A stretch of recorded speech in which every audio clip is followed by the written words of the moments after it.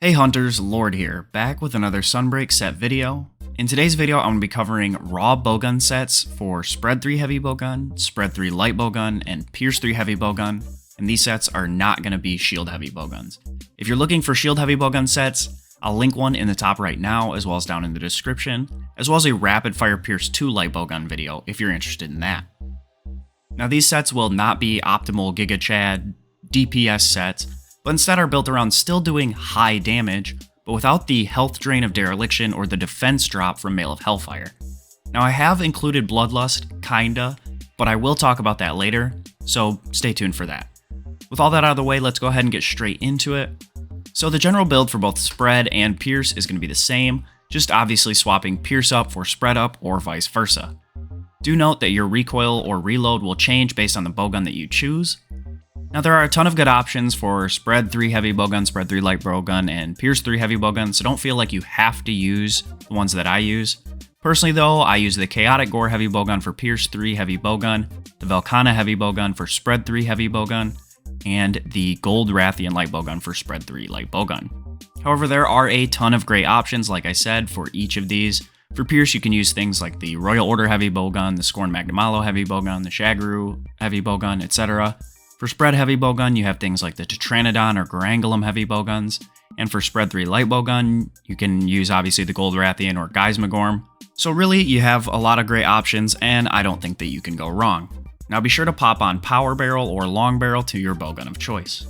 Alright guys, we are testing out a new format for showing off the set and skills and such. I pretty much stole this straight from Fometo's channel. If you've heard anything about bowguns, you've definitely heard of him, so special thanks to him for kind of coming up with this template. And so I'm going to use it because I do think it's a really good way to set up a set. If you guys like this, be sure to leave a comment down below and I'll try to do more like this in the future. Now our skill priority list, as you can see, is now on the right side of your screen.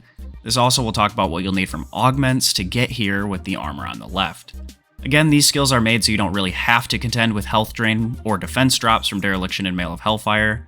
Of course, you'll get more damage if you have a level of Mail of Hellfire, but I don't love the minus 50 defense drop. Especially with endgame anomaly monsters hitting as hard as they do, I just don't find it worth it. The level of Bloodlust is purely for the Chaotic Gore Heavy Bowgun for Pierce 3, since you need to have it to overcome the Frenzy to get the positive affinity for that bowgun. Since Bloodlust is in this set as a level 4 decoration, it is quite easy to swap out without having to change around any armor pieces. So that way you can swap in something like Max Might or Crit Eye, and then you'd totally eliminate all your HP drain skills and not have to worry about it at all.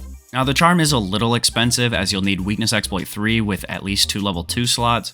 However, with the new Cyclist melding, if you target meld for Weakness Exploit, you should have this within a couple run-throughs of your melding. For the necessary augments, as you'll see, in my personal armor, I needed Crit Boost 2, Blood Right 1, and Attack Boost 1 to hit all the skills listed and then some. I'll show you my build in a little bit so that way you can see exactly how I fit everything in. But this is a list of my augments here. Now you don't have to augment for exactly this, and let's take a look at my skill list and I'll show you why. Here you can see my setup with each green number connotating a decoration slotted in. You can see that we have quite a few level 2 or 3 decorations slotted in, so you could slot in Crit Boost instead of those, then augment for your skills like Tune Up, Coalescence, or Burst instead. This gives you some more options to augment for than just the 2 Crit Boost like I showed you that I already had in my armor. Now of course guys, again, I do know that you can get more damage from running Dereliction and Mail of Hellfire and Dragonheart and Bloodlust all together, but with level 300 anomaly monsters having well over 100,000 health in solo hunts only, I feel like that's asking a lot to play perfectly for hunts that can last that long, especially if you're pushing it into multiplayer. You're looking at nearly 300,000 or over 300,000 HP for certain monsters. Now this set does still put out a lot of damage. The Seething Basil run in the background has 120,000 health, and I got it done in about 5.5 minutes, which is roughly 360 damage per second for the entirety of the hunt, including running up to the monster and buffing and other such things. I really don't think it's necessary to go for all the HP drain skills to get maximum damage.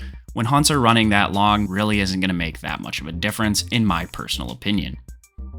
So that's really all there is to it, guys. If you did find this build video helpful, a like would be super appreciated. If you're new to the channel, new to Monster Hunter, or want to see more Monster Hunter content just like this, do consider subscribing down below so you don't miss an upload.